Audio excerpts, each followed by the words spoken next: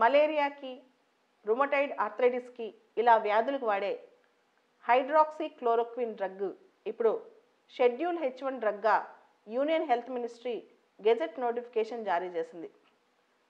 Section 26B drugs and cosmetics act 1940 అలానే drugs and cosmetics rules ప్రకారం ఈ notification జారీ చేసింది. హైడ్రాక్సీ క్లోరోక్విన్ నోటిఫికేషన్లో ఉన్నప్పుడు ప్రిస్క్రిప్షన్ లేకుండా ఈ డ్రగ్ అమ్మడానికి వీల్లేదు. షెడ్యూల్ H1 డ్రగ్ అంటే నోటిఫికేషన్ లేకుండా ఇది అమ్మడానికి లేదన్నమాట.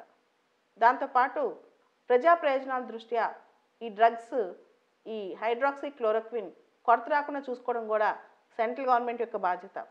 సో దీంతో ఈ డ్రగ్ని ఇప్పుడు షెడ్యూల్ H1 డ్రగ్గా సెంట్రల్ గవర్నమెంట్ గెజెట్ నోటిఫికేషన్ జారీ చేసింది. ICMR Indian council for medical research ప్రకారం ఈ హైడ్రాక్సీ క్లోరోక్విన్ అనేది ప్రివెంటివ్ మెడిసిన్గా వాడచ్చు.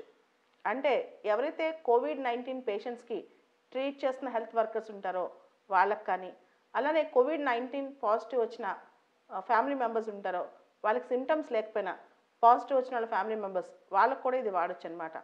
సో ఎమర్జెన్సీ సిచ్యువేషన్స్లో COVID-19కి ఇది వాడుతున్నారు. అయితే COVID-19కి మందు లేదని మనకు తెలుసు, ఇంకా మందు రాలేదని. సో హైడ్రాక్సీ క్లోరోక్విన్ ఎంతవరకు పనిచేస్తుందో అనేది ఇంతవరకు ఎవరికీ తెలియదు. అయితే డ్రగ్ మిస్యూజ్ కాకుండా, ప్రిపరేషన్ కాంబినేషన్స్ మారకుండా, అదేవిధంగా ప్రిస్క్రిప్షన్ లేకుండా సేల్ జరగకుండా వీటిని ఆపడానికి సెంట్రల్ గవర్నమెంట్ ఈ రూల్ తీసుకొచ్చింది. హైడ్రాక్సీ క్లోరోక్విన్ అనేది ఇప్పుడు చాలా డిమాండ్లో ఉన్న డ్రగ్. ఈ పరిస్థితిలో చాలా డిమాండ్లో ఉన్న డ్రగ్. హైడ్రాక్సీ క్లోరోక్విన్ వల్ల చాలామంది COVID-19 తగ్గిపోతుందని చెప్పి నమ్మేసి వాళ్ళకు వచ్చినా రాకపోయినా కొనుక్కుని వేసేసుకుంటున్నారంట, సెల్ఫ్ మెడికేట్ చేసుకుంటున్నారంట.